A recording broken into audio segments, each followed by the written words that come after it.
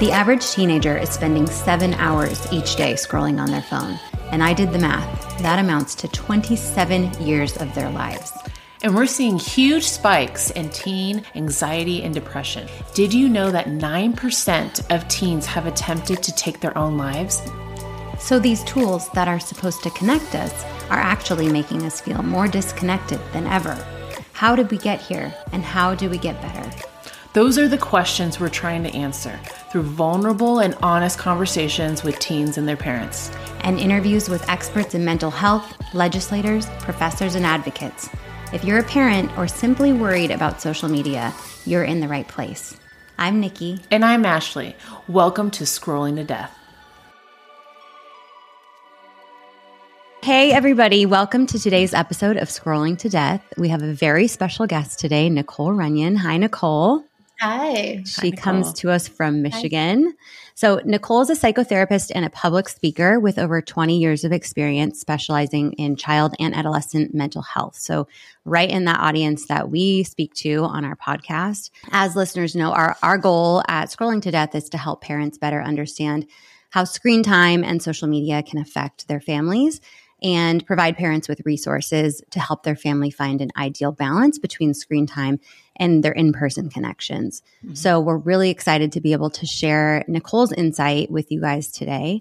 So I connected with Nicole on LinkedIn through an amazing woman named Leslie, and Leslie is a successful keynote speaker like you, Nicole, and also a social media reform advocate. Leslie lost her 20-year-old son, Austin, in 2016 and has since dedicated her time to promote suicide prevention.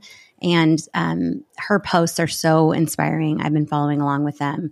And she talks a lot about the prefrontal cortex of the brain, which is tasked with higher level reasoning and decision making. And I was sort of following along and learning from Leslie. And I asked if she would want to speak on our podcast. And she was like, you don't want to speak. I mean, I'll speak to you. But she was like, you need to talk to Nicole Runyon.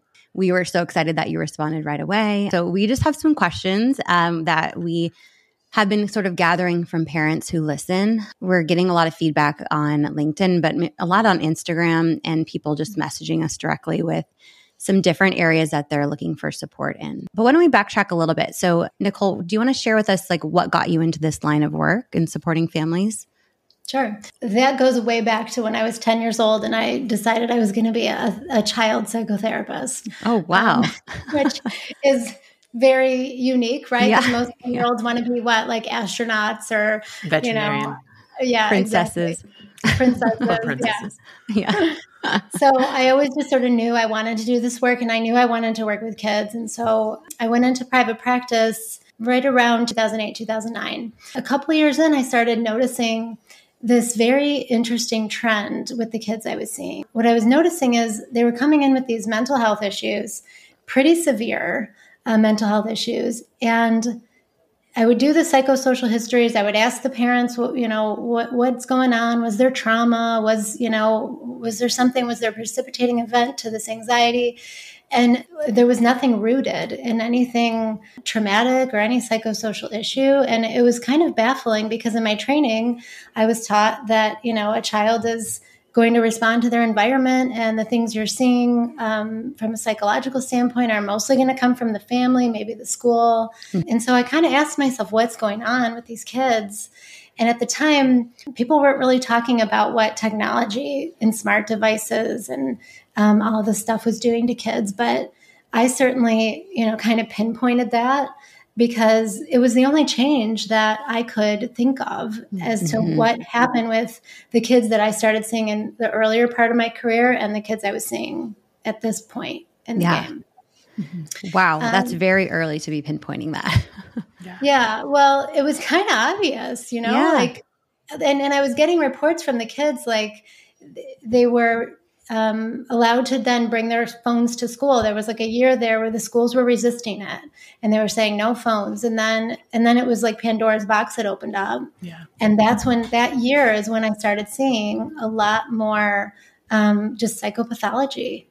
And when I first started talking about it, people thought, no, that's not it. This is the way of the future. We have to teach kids how to use this stuff. I'm sure you've heard all of that. Yeah. And I think the lockdowns and COVID really tipped the scales for people being in so much pain around isolation and not being just, that one-on-one socializing.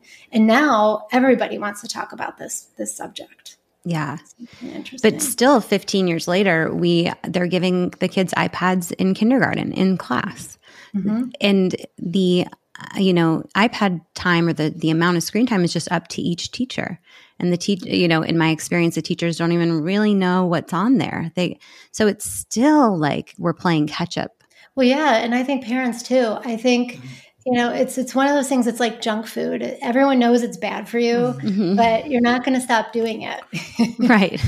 Yeah. Especially when everyone else is doing it too. So mm-hmm. then it just makes it feel like, oh, this must be okay. I like what you said, like that group think, where you think it's okay because everybody else is, even if they're talking about how it's not good, they're just going by what their peers are doing. So they think, okay, they're good, we're good. Nobody has to really make a change because making a change is painful. Mm-hmm. Yeah. And one thing I talk about is being like an independent thinker as a parent. You don't have to do things just because everyone else is doing them. You're not a bad mom if you don't post your kids all the time. Like it's okay to do things a little bit differently and have some conviction in that. So you were seeing a direct connection between the heavier technology use, even back then, and the child's mental health state. Yes, particularly at that time with teen girls. Their psychopathology just started to deteriorate. Lots of anxiety, self-harm. The girl groups were getting really toxic. Girl groups have always had some drama. There's mean mm-hmm. girls, but it was magnified. So that's really what kind of made me start thinking about what's going on. And how has it changed to today? Is it worse? Is it better? I think it's worse, sadly. Yeah. And because in 2008-9, like you said, do we have Instagram yet? I don't think so. No, there was definitely Facebook. And at the time, mm-hmm. I think the kids were on Facebook because the parents hadn't gotten on there yet. Oh, yeah. So there was that. But I also think those kids started out with really just messaging and texting. And, I think they had some messaging apps. And that was causing problems because, as you know, I'm sure the tone of voice is missing. Things just don't get communicated the way that they do in person.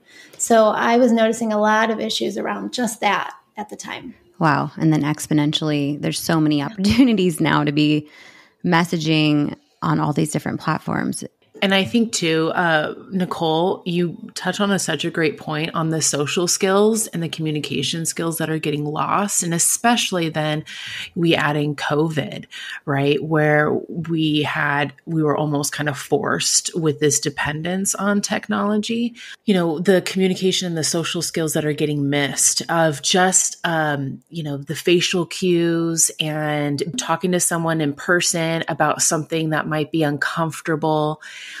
Instead that we're texting or we're messaging or some sort of conflict or we're just blocking, teen girls and boys are just like blocking, they have an issue with something and then they just end up blocking that person on social media. To your point, Nicki, about what Leslie talks about with the prefrontal lobe, mm-hmm. There's so much learning that needs to be done all the way through childhood in so much brain development that's not happening.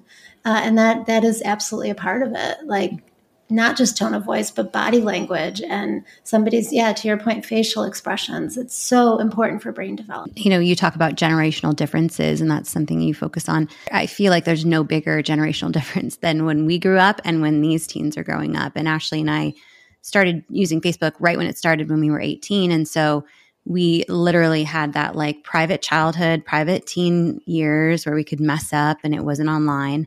And then, now everything's online. And so, but let's talk actually a little bit more about the brain. I've learned about the prefrontal cortex processes information, right? And we're in higher amounts of screen time is actually thinning out that prefrontal cortex and making it more difficult to process information. Can you help us understand that a little bit better? Yeah. So My understanding is the gray matter is not developing the way it needs to.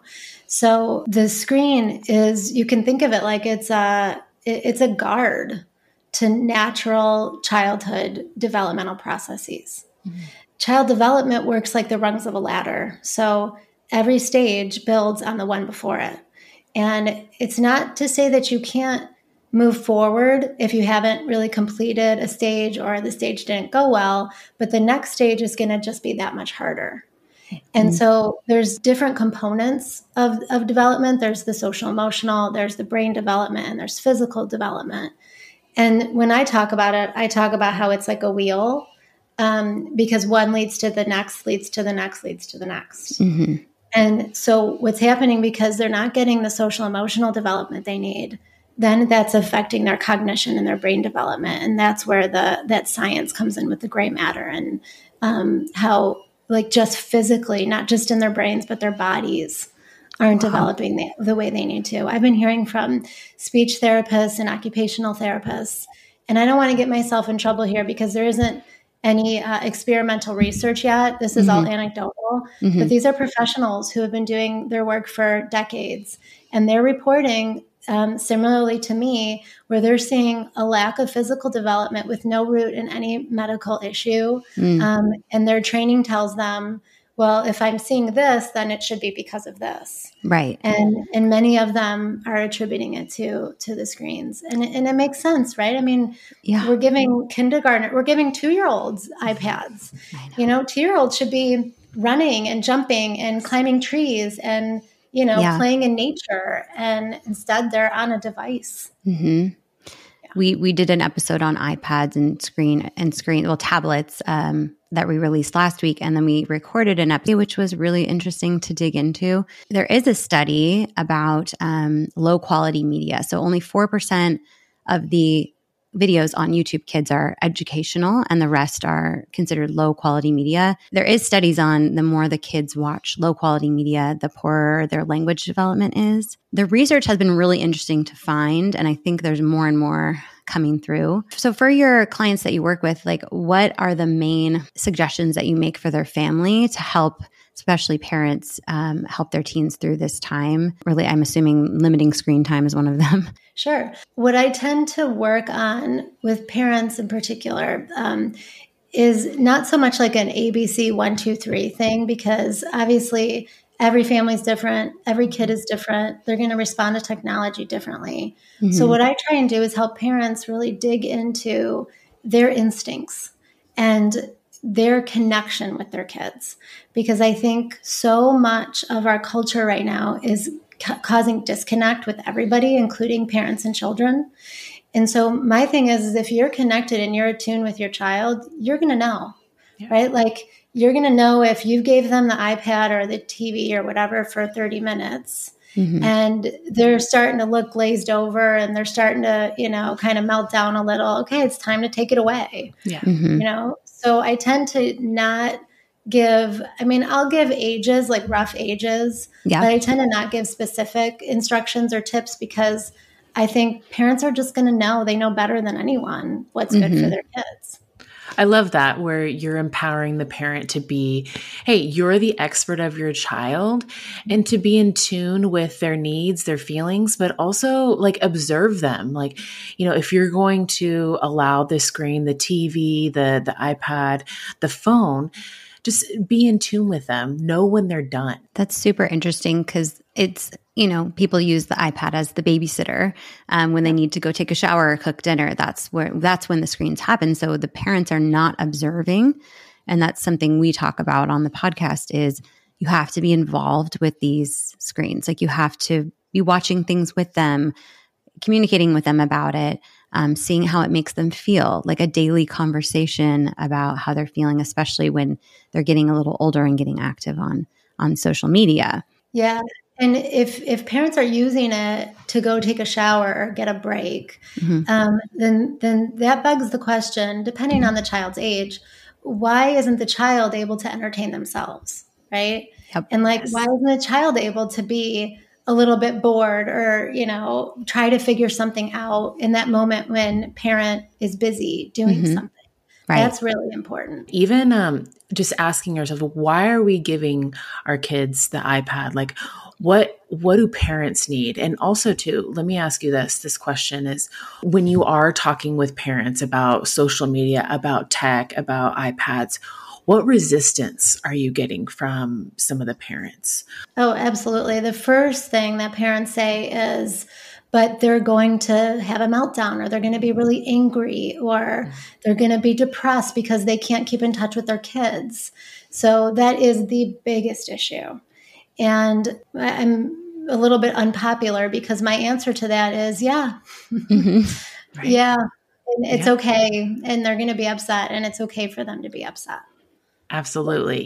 I love following you on Instagram. You have some really great content on there, which I highly recommend any parent that's listening to us right now to follow Nicole on at iGeneration Mental Health on Instagram.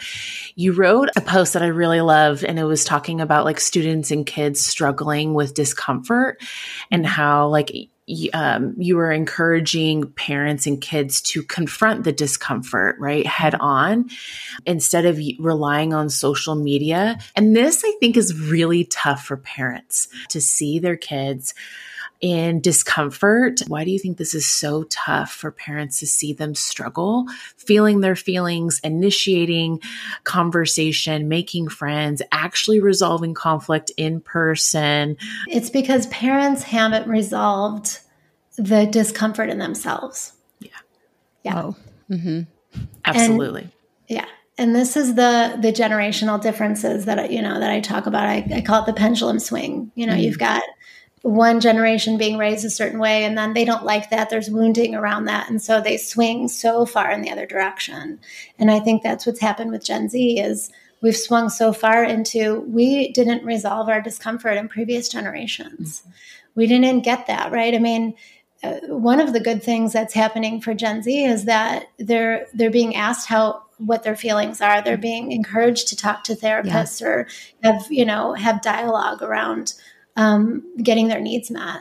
We didn't have that in previous generations. So parents are unable to give their kids that, hard knocks thing because they had too extreme of a hard knocks life. Absolutely. And I work with parents, and it's hard for them to understand like the difference between connecting with your kid and allowing them to struggle and allowing them to be uncomfortable and to like build their tolerance with it. Yes, 100%. It's a hard thing for parents to figure out. What I notice is that most parents will just give their kids whatever they want, or, make them happy, make them comfortable.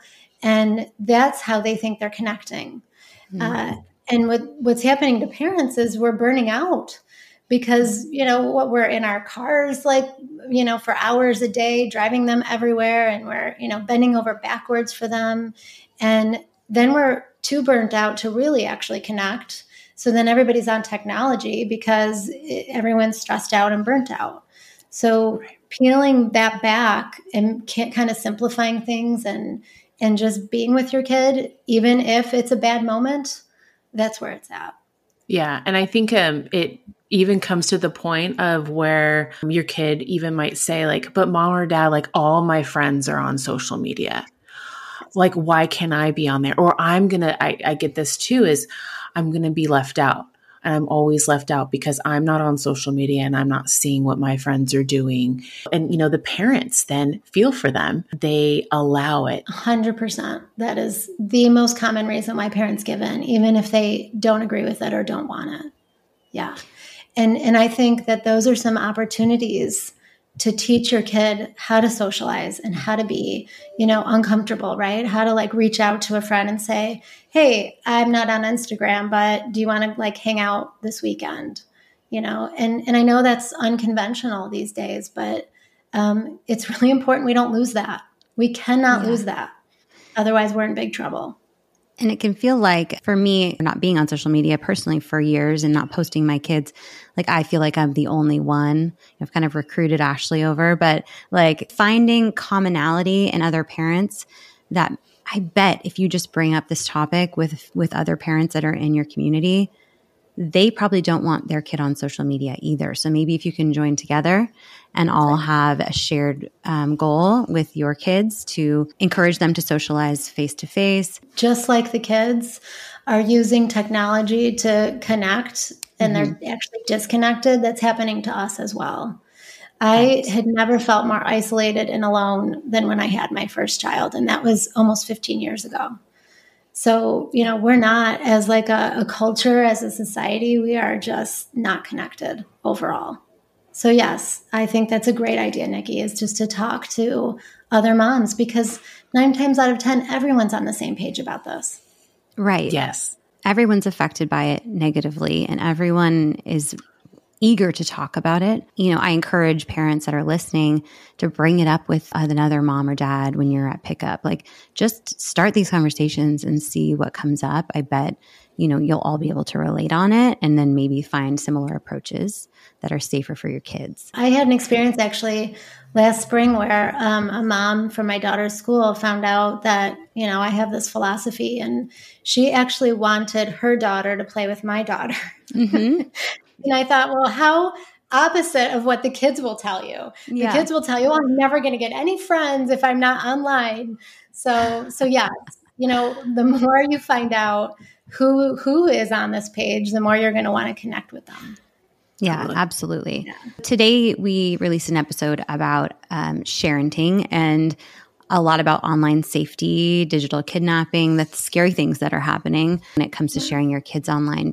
Are you seeing any of that in your practice? I think there's a couple things going on for the kids when parents are sharing about them. One is, obviously, it's a consent issue, right? If they don't even know what's being shared about them, they're going to grow up and potentially have some feelings of betrayal about that. Right. The other thing is I think it's the modeling. I think we really have to pay attention to what that's teaching them, because, most parents, as we were talking about, aren't okay with their kids being online all the time. Even if they are, I know there's a lot of parents that will kind of nag their kids, oh, you've been on your phone too long, get off your phone.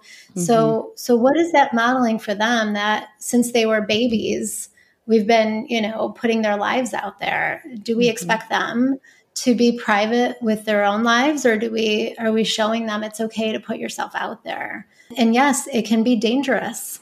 If you're free with sharing yourself, then, it's going to be easier to send that boy who asked you for a nude photo, or it's going to be easier to say something inappropriate on a text chain and have that go viral and have your life ruined.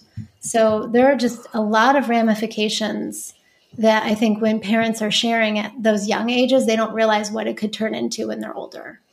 And especially modeling and being consistent that you're sharing a lot of pictures of your kids on social media, and then you tell your kid no. That's confusing. It doesn't make any sense. And then let's be real, teenagers are very keen on that. They will hone in and go, wait a second, you've been sharing years and all of my childhood, and now I'm not allowed to have social media? Yeah. That doesn't make any sense here. 0 sense. Yeah. And you're right. They will get you on that. They'll figure that one out quickly. Yeah. So quick. Yeah. Do you find some conflict sometimes in how it's being approached per parent? I'll notice some, one parent doesn't let any screen time, another parent, the other parent's out of the room, they're getting their iPad. Is that a conflict that you're seeing? Yeah, I see that a lot actually in divorced families. And it's to a point where one parent will say, well, no, they need to have a phone to keep in touch, and the other parent disagrees. And that's a huge issue, right? Because what they do on their own parenting time is up to them. So that's a huge conflict I see. But mainly, if I'm seeing families who are still together, the parents seem to be on the same page. But I'm sure it happens where, they're not. And that's tough. Yeah. I had a mom friend. We were talking about YouTube Kids. I was sharing some of the inappropriate content that can be available on there. And she, the next day, said, I didn't let my son watch YouTube Kids, and he actually didn't care. He just went and did something else. So I think sometimes we underestimate our kids. Like maybe they're not going to blow up. Maybe they're just going to get creative and find something else to do.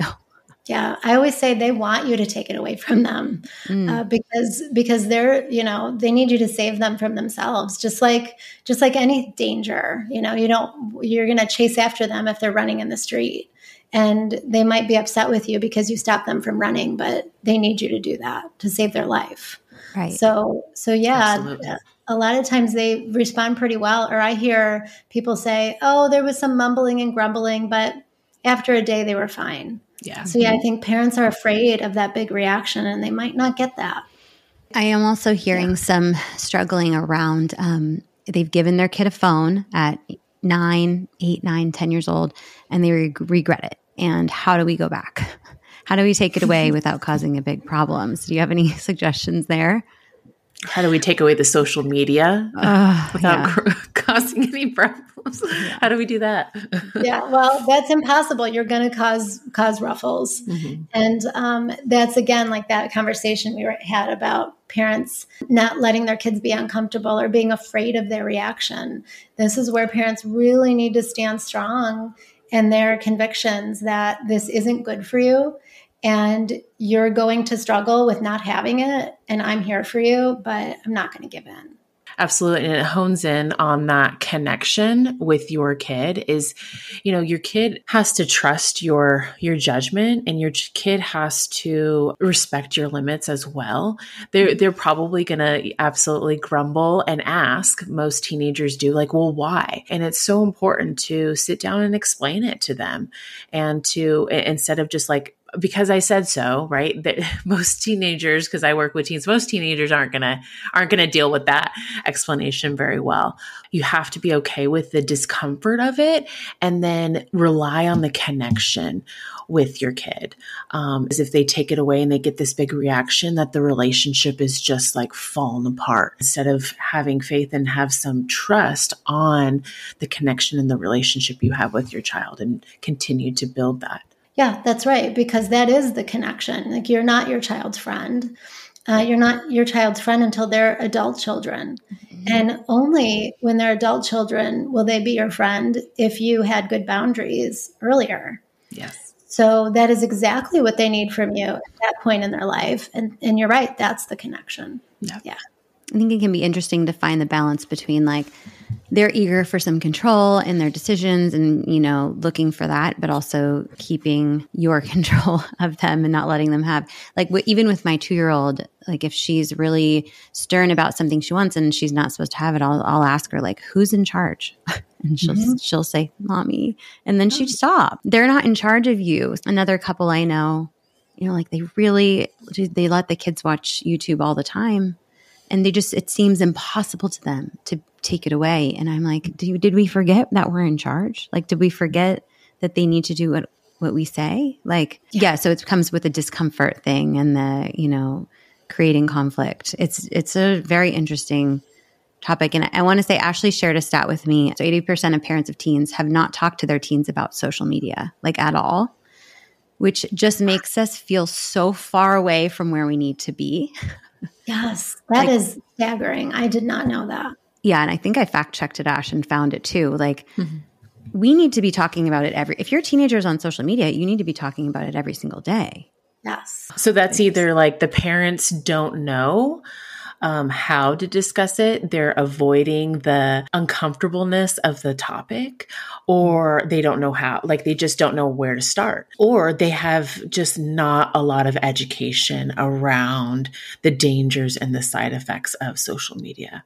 Yeah, that's the hard part. People ask me that all the time. Like, is it that parents don't know, or they're apathetic?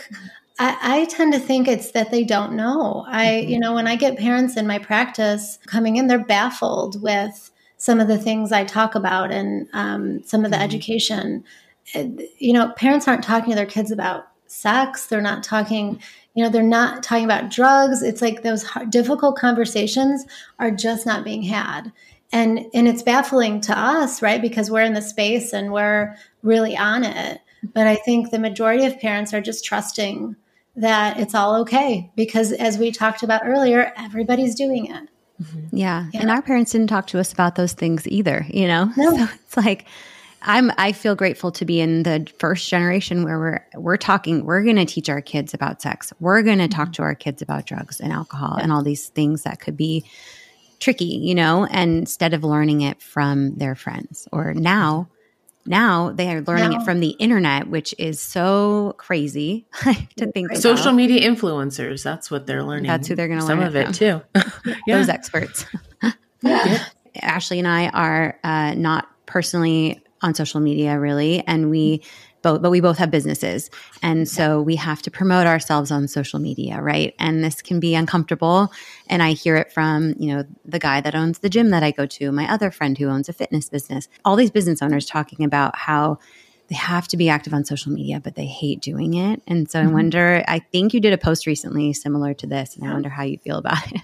Oh, 100%. It's, I've resisted it for years. I mean, I've been talking about this for 10 years in my community. I've been wanting to talk about it on a broader scale for a long time. And that's actually the reason why I resisted it. I just didn't want to be on social media. And I'm, really pushing myself out of that comfort zone because I feel like this is so important. And I feel like it's a calling. I couldn't let it go. And my husband actually pushed me into it. And because he saw that it was tormenting me, I just couldn't let it go. And I kept telling myself, it's okay. I'll just talk in my community. It's all good. And he really pushed me. And I had a moment of stress a few months ago about it. And I kind of, yelled at him and I said, why did you do this? Why did you push me? And ultimately I chose, right? I said, yes, it's not his fault. Yeah. But I was, in an irrational moment. Totally. And he said, I'm not sorry. I love it. So there it is. I feel like unfortunately it is the only way for us to get our messages out there. Especially to people who are still super active on social media and need to start thinking more critically, like they're on Instagram all the time, and this is who we need to get in front of. And then on places like LinkedIn, I think it's very interesting. I've recently been connecting and engaging with tons of people who are in this space. The Center for Humane Technology posted an insane video this morning. You'll have to go look at it about the growth of social media and the dangers. And so I wouldn't be seeing any of that and absorbing any of that and able to kind of bring it to our audience if I wasn't active on there. But it can be difficult with Instagram, especially not to be checking who's looked at every, Instagram story and comment and all these crazy things. So boundaries. I find I prefer LinkedIn over Instagram. It's just more professional. It's more, I'm meeting people like you guys. I feel like Instagram is, a very kind of, it's all about images and pictures and they want the videos, and I'm really struggling with the videos. I know. I hear you. It's my least favorite thing. Yeah, the video editing. I saw a post on your Instagram about you did a presentation at a school, social media, how it affects teenagers. And one of the pieces I saw was addicted to validation. How teen girls are addicted to the validation. And the thought that I had for you, just even for Nicki too, is how can teens get the validation they're looking for without social media? Outside or external validation is never going to be enough. Yeah. And I like to call it like it's a bonus, but it can't be the only thing you're looking for. So there has to be some internal, like I set a goal, I did something hard and I accomplished that goal. And that's how you validate yourself and you feel self-worth and you feel self-trust. And 9 times out of 10, because you did that, you're going to get some external validation. Sure. You might get an award or a trophy or an A, in school. And again, that's a bonus. That's great. Like we all kind of need those motivators, but it can't be the only thing. Yes. So if girls are on social media, then they need to be able to, in real life, fill themselves up with good stuff so that any likes or comments or anything they get on social media are just a bonus and not the only thing. Yes. Just secondary. How can parents help with this? I've noticed that what parents need to do nowadays, talk about generational differences, is they have to help their kids find goals and find motivators and push them to do those things outside of anything online. So that can come in the form of whatever, like you start your semester and you want to set out getting a certain grade point average and you set a goal for that and you work really hard to get that, or you join a sport or you have an activity or something.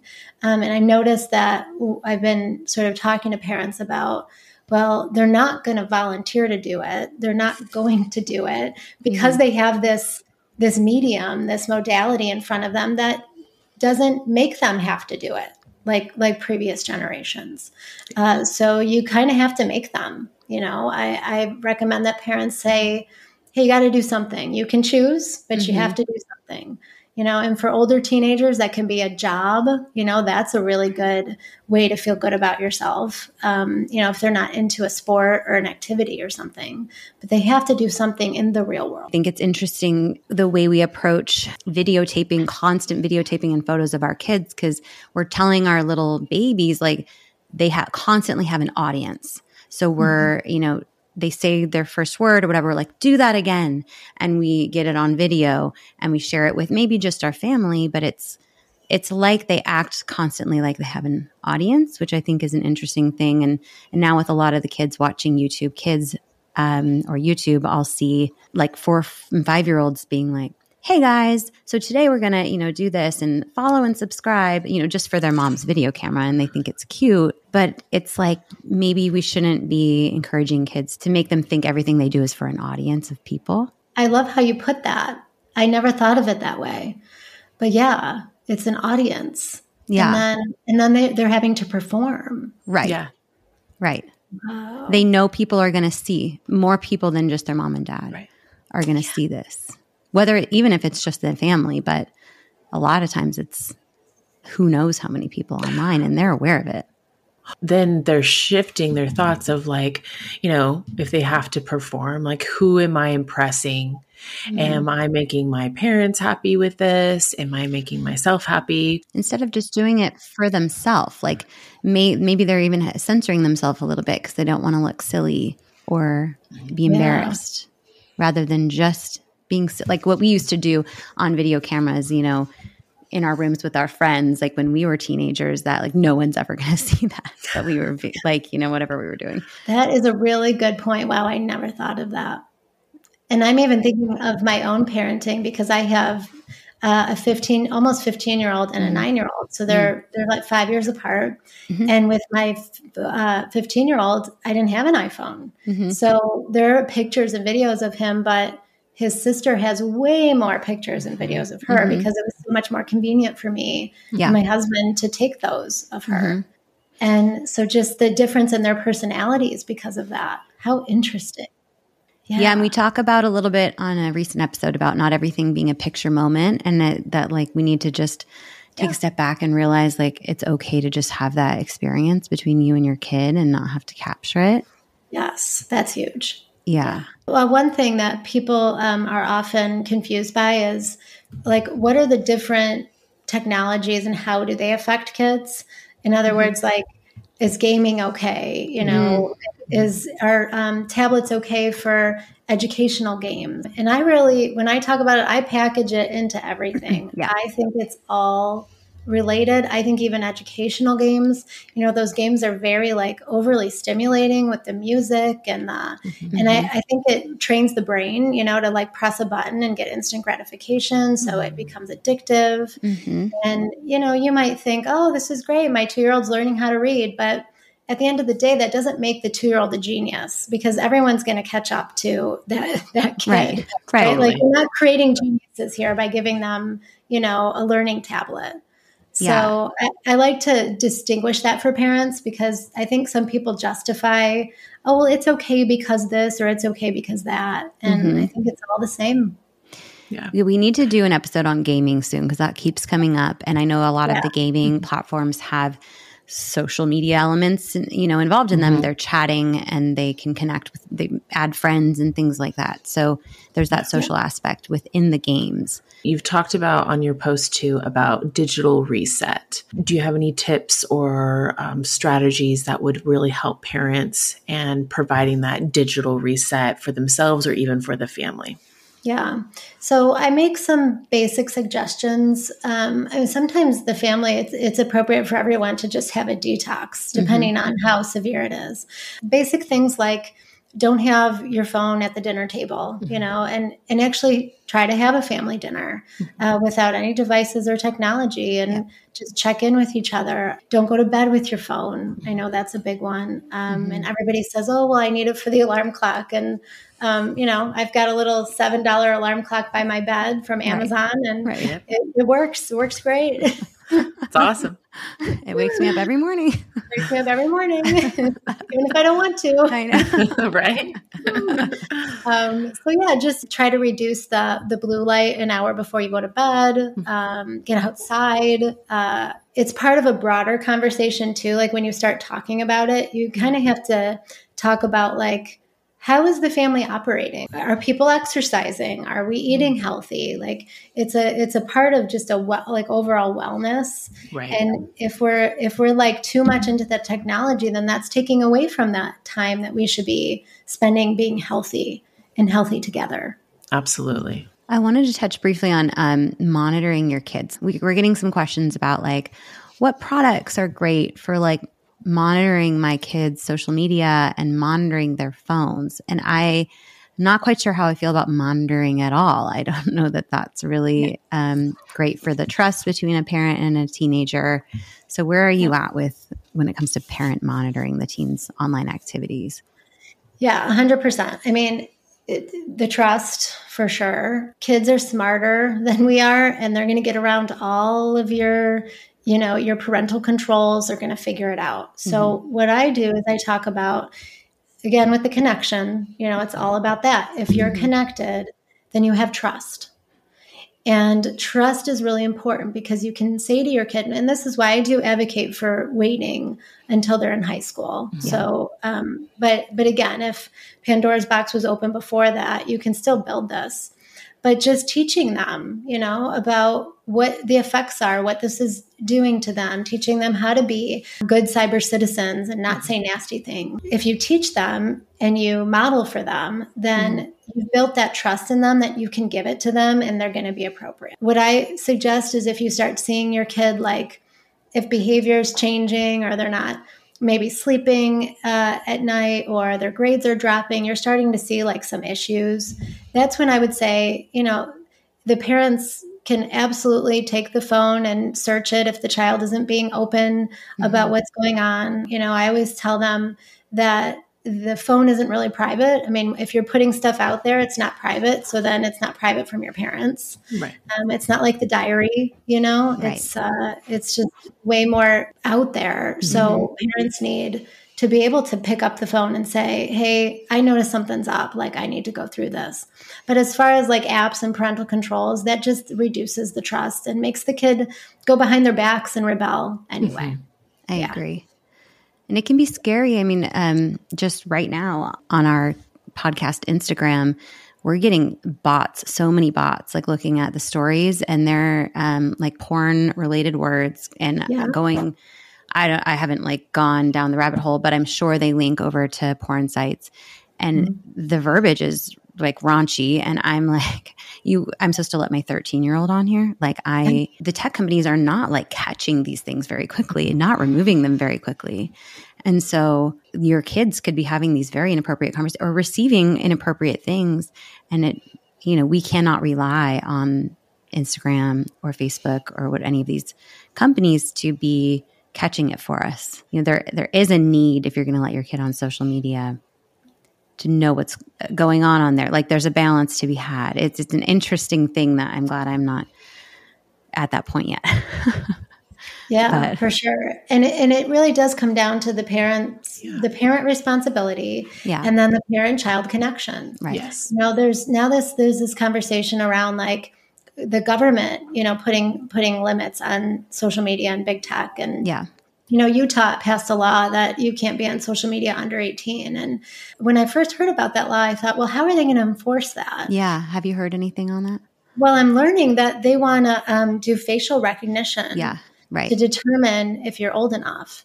Wow. And then that then gets into like more privacy issues. You want your kids to be, scanned all the time. So my thing is the parents really just need to take some ownership over what goes on in their house. And yes, it's hard. I have a teenager. I will tell you, I won't sleep until, he's well out of my house. Mm-hmm.